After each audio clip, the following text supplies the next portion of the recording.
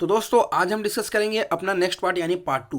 Last के video में जो है हमने क्वेश्चन नंबर 25 तक जो है सॉल्यूशन कर लिया था, तो आज हम क्वेश्चन नंबर 26 से करेंगे। तो सबसे फर्स्ट क्वेश्चन क्या दिया हुआ है, the oxidation state of chromium in CrNH3 whole four Cl2 में जो है आपका ऑक्सीडेशन स्टेट क्या होगा। तो इस क्वेश्चन को अगर आप ध्यान से देखोगे तो यहाँ पे अमोनिया आपका न्यूट्रल लिगेंड यानी इसका हो जाएगा 0 एंड क्लोरीन का हो जाएगा -1 एंड क्रोमियम का हम मान लेते हैं यहाँ पे x होता है, यानी x प्लस 4 × 0 +2 इंटू जो होता है आपका -1 इज इक्वल टू आपको चार्ज दिया हुआ है +1। ओके, तो यहाँ पे x इक्वल टू क्या हो जाएगा, ये हो जाएगा +3, यानी यहाँ पे जो है ऑक्सीडेशन स्टेट जो है क्रोमियम का आ जाएगा +3, यानी यहाँ पे जो ऑप्शन दिया हुआ है आपका ऑप्शन नंबर जो यहाँ पे डी ऑप्शन करेक्ट है। नेक्स्ट क्वेश्चन क्या दिया हुआ है, activated charcoal is used to remove colouring of matter from pure substance, it works by किन से जो है कौन सा यहाँ पे प्रिंसिपल थ्रू जो है ये वर्क करता है।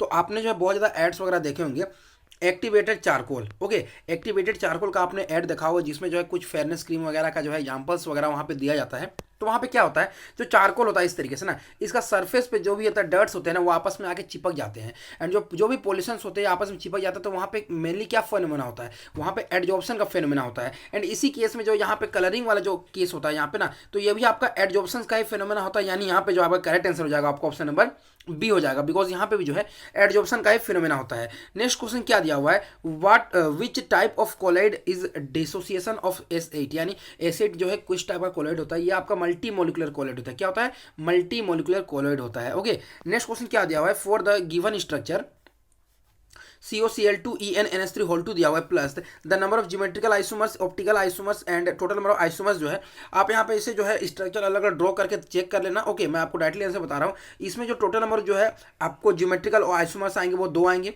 ओके, ऑप्टिकल भी 2 आएंगे एंड टोटल आएंगे आपको 3। ओके, यहाँ पे टोटल आएंगे 3, यानी करेक्ट आंसर हो जाएगा आपका इसके इसके ऑप्शन नंबर सी।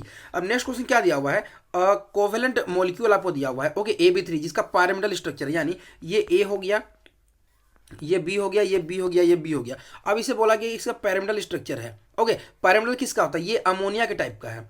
ओके, ये अमोनिया टाइप का जिसके पास एक लोन पेयर होता है। तो आपको पूछा गया है टोटल में कितना लोन पेयर होंगे एंड बोन पेयर। तो लोन पेयर तो हमें यहाँ पे 1 दिख रहा है एंड बोन पेयर 3 दिख रहे हैं, यहाँ पे 1 2 3। ओके, तो 3 बोन पेयर हो गए एंड 1 लोन पेयर हो गया, यानी यहाँ पे करेक्ट आंसर हो जाएगा ऑप्शन नंबर बी हो जाएगा 1 एंड 3। अब नेक्स्ट क्वेश्चन क्या दिया हुआ, among the following compounds the compounds that have anti conformation is most stable, किसका एंटी कन्फर्मेशन सबसे ज़्यादा स्टेबल होगा इस केस के लिए।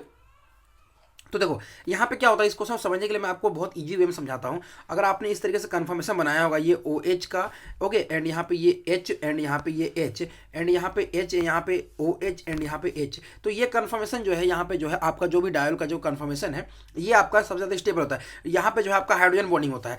सिमिलरली जो है आप यहाँ पे अगर देखो, मैं यहाँ पे अगर ले लूँ, यहाँ पे फ्लोरीन ले लूँ, यहाँ पे अगर मैं फ्लोरीन ले लेता हूँ तो यहाँ पे भी जो फ्लोरीन के केस में भी जो है यहाँ पे हाइड्रोजन बॉन्डिंग के केसेस के थ्रू जो है यहाँ पे आपका स्टेबल होता है। एंड यहाँ पे जो है अगर आप OH एंड F भी लोगे ना तो उसमें भी हाइड्रोजन बॉन्डिंग होता है, बट ब्रोमीन वाला जब केस आप लेते हो ना तो वहाँ पे हाइड्रोजन बॉन्डिंग होता ही नहीं है। जैसे कि आपको पता है FON यानी फ्लोरीन ऑक्सीजन नाइट्रोजन जो यही तीनों जो हाइड्रोजन बॉन्डिंग देते हैं, बट जो आपका ब्रोमीन कभी भी हाइड्रोजन बॉन्डिंग नहीं देता है। इसीलिए जो है जो आपका ब्रोमीन वाला होता है ना वो आपका एंटी पोजीशन पर ज़्यादा स्टेबल होता है।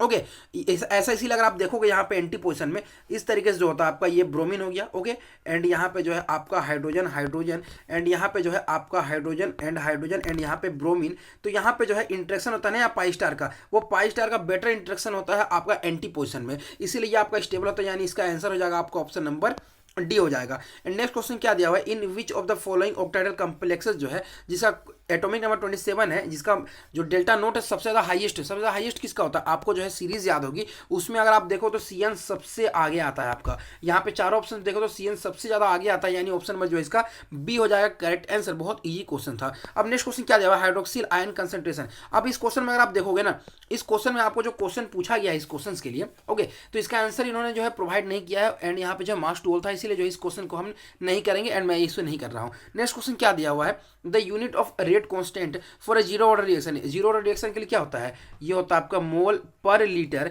पर सेकेंड होता है। ओके, लीटर क्या ले सकते हैं आप यहाँ पे डेसीमीटर टू द पावर -3 ले सकते हैं, यानी यहाँ पे आप ले सकते हो mole decimetre to the power -3 and यहाँ पे लीटर, यानी ये आपका किस ऑप्शन में है, ऑप्शन नंबर बी में है आपका करेक्ट आंसर।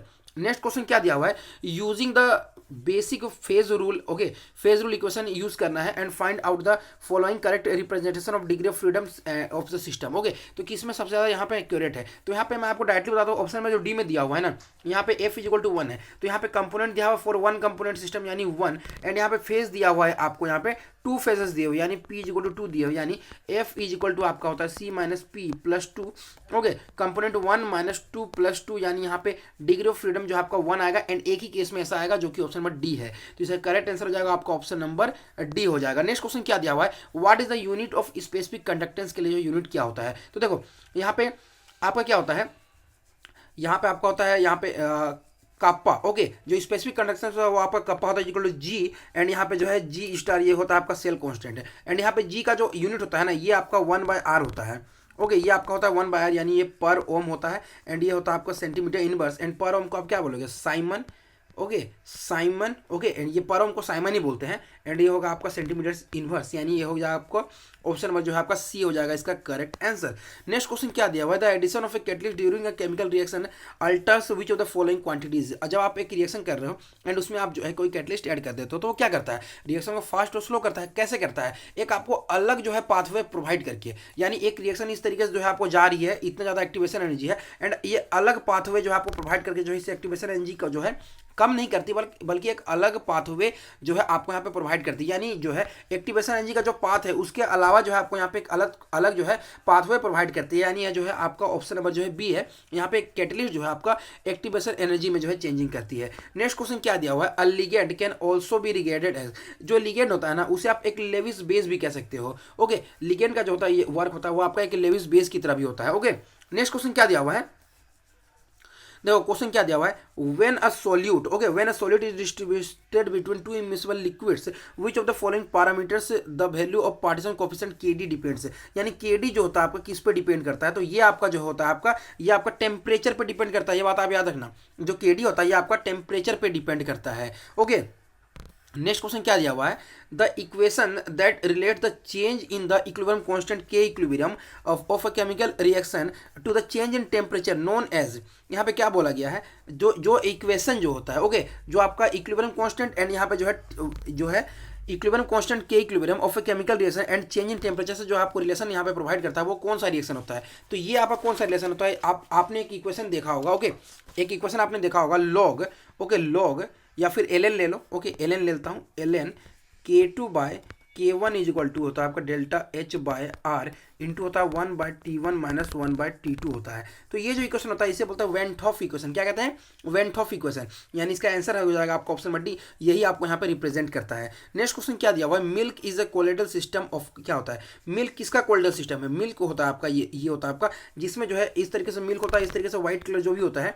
तो यहाँ पे क्या होता है जो फैट्स होते हैं मिल्क में फैट्स प्रेजेंट होते हैं, फैट्स जो होते हैं पूरी तरीके से जो है दूध में जो है डिस्पर्स्ड होते हैं, मतलब एक वाटर होता है, वाटर में जो फैट्स पूरी तरीके से जब डिस्पर्स हो जाता है तो उसे आप यहाँ पे मिल्क कहते हो। यहाँ पे जो है आपका करेक्ट आंसर हो जाएगा आपका ऑप्शन नंबर बी, जिसमें जो है fats is dispersed in water होता है। ओके, नेक्स्ट क्वेश्चन क्या दिया हुआ है, in a body of BCC, okay एक बॉडी दिया हुआ है बीसीसी एंड यहाँ पे क्या बोला गया है, of crystal lattice the number of atoms belonging जो है exclusively to each unit cell within the lattice जो है आपको पूछा गया है। तो नॉर्मली ये क्वेश्चन है बीसीसी में नंबर ऑफ यूनिट सेल कितने होते हैं, बीसीसी में होता है आपका 2 होता है। ओके, एंड इस तरीके से एफसीसी में भी आपको क्वेश्चन पूछा जाता है, मतलब यहाँ पे आपको लिटरेचर में जो है क्वेश्चन फंसाया हुआ था। नेक्स्ट क्वेश्चन क्या दिया हुआ है, what quantity will remain unchanged when a sample of gas is sealed rigid container, एक रिजिड कंटेनर है उसमें सील किया गया है एंड उसे जो है कूल किया गया है 100 से जो है 75 डिग्री सेल्सियस पे जो है कूल कर दिया गया है। तो इस केस में आप ध्यान रखना, जब आप टेम्परेचर लो करते हो ना तो इस केस में जो है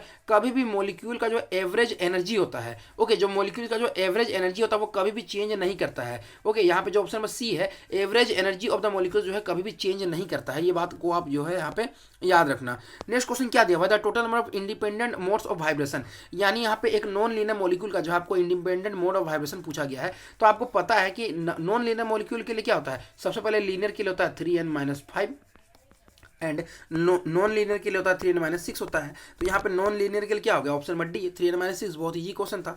नेक्स्ट क्वेश्चन क्या दिया हुआ है, 10 सेंटीमीटर क्यूब ये है जो, ओके ये जो क्वेश्चन है ना इसका सॉल्यूशन एंड इसके बाद वाला जो क्वेश्चन का सॉल्यूशन है, ओके इन दोनों का क्वेश्चन का जो सॉल्यूशन जो है आपको मेरे टेलीग्राम ग्रुप में मिलेगा। इसका थोड़ा सा लंबा लेंथी सॉल्यूशन है एंड उसे जो है यहाँ पे बनाना पॉसिबल नहीं, बिकॉज यहाँ पे स्क्रीन छोटा है मेरे लिए, ओके तो मैं यहाँ पे सॉल्यूशन नहीं कर रहा हूँ। इसका सॉल्यूशन आपको मेरे टेलीग्राम ग्रुप में मिलेगा। आप वहाँ पे लिंक जो है आपको डिस्क्रिप्शन में मिलेगा, आप ज्वाइन कर लेना, वहाँ जो है आप जाके सॉल्यूशन देख लेना। इसका आंसर देखो क्या दिया हुआ, इसका आंसर 10 है एंड इसका आंसर जो है आपका डिजेनरेसी जो है आपका यहाँ पे 2 होता है। ओके अब नेक्स्ट क्वेश्चन क्या दिया होता है, ओके सॉरी यहाँ पे जो है यहाँ पे आंसर हो जाएगा सी ऑप्शन, 1 नहीं होगा, सी होगा इसका आंसर। नेक्स्ट क्वेश्चन देखो क्या दिया हुआ है, today the concentration of green house gas is very high because green house gas का जो कंसंट्रेशन बहुत ज़्यादा इंक्रीज हो रहा है, ऐसा क्यों। सबसे पहला क्या दिया हुआ है, increase in the combustion of oil and coal, बिल्कुल सही बात है। यूज ऑफ रेफ्रिजरेटर जो कि आपको फ्रीओन गैस होता है, क्लोरोफ्लोरोकार्बन जो कि ओजोन लेयर को जो है डिप्लेक्शन जो है प्रोवाइड करता है, एंड डिफॉरेस्टेशन यानी जंगल को आप काटे जा रहे हैं। तो ये सभी जो है आपको यहाँ पे ग्रीन हाउसेज जो है वेरी हाई, यहाँ पे जो भी चीज़ है कंसंट्रेशन जो हो रही है इंक्रीज हो रही है। तो यहाँ पे ऑल ऑफ द अबव जो इसका करेक्ट आंसर हो जाएगा। नेक्स्ट क्वेश्चन क्या दिया हुआ है, a system remaining same temperature sorry same pressure यानी जो प्रेशर जो है आपका यहाँ पे कांस्टेंट है, क्या है प्रेशर कांस्टेंट, इसे बोलते हैं आइसोबारिक, क्या बोलते हैं आइसोबारिक बोलते हैं, यानी इसका आंसर हो जाएगा आपको ऑप्शन नंबर डी हो जाएगा आपका इसका करेक्ट आंसर। नेक्स्ट क्वेश्चन क्या दिया हुआ है, the PVC, the term PVC ये मैंने आपको जो है अपने पॉलीमर्स के लेक्चर में पढ़ाया था। पीवीसी होता है आपका पॉलीविनाइल, ओके पॉलीविनाइल क्लोराइड होता है, ओके पॉलीविनाइल क्लोराइड होता है, यानी ऑप्शन नंबर जो इसका आंसर हो जाएगा आपका option number D. Next question क्या है, एंड ये हमारा आज का लास्ट क्वेश्चन है। क्वेश्चन क्या दिया हुआ है, एक कंपाउंड है ए बी है, ओके जिसमें ए जो है आपका यहाँ पे ए आपका है क्यूबिक स्ट्रक्चर में, जो कि एटम जो है आपके कॉर्नर्स पे आ रहे हैं, ए आपके कॉर्नर्स पे आ रहे हैं, यानी कॉर्नर्स पे कितना शेयर होता है 8 इंटू जो होता है आपका 1/8 पार्ट ऑफ जो है आपका ए, यानी ये आपका कितना हो गया ए हो गया। एंड यहाँ पे जो है बी जो है आपका सेंटर में आ रहा है, यानी बी तो नॉर्मली सेंटर पे तो 1 ही होता है, तो यहाँ पे सिंपलेस्ट फॉर्मूला क्या हो जाएगा ए बी हो जाएगा। ओके तो यहाँ पे करेक्ट आंसर हो जाएगा आपका इस केस के लिए ऑप्शन नंबर बी। तो आज की वीडियो के लिए सॉल्यूशन के लिए बस इतना ही, मिलते हैं इस तरह के सॉल्यूशन के साथ में नेक्स्ट के वीडियोस में, तब तक के लिए धन्यवाद।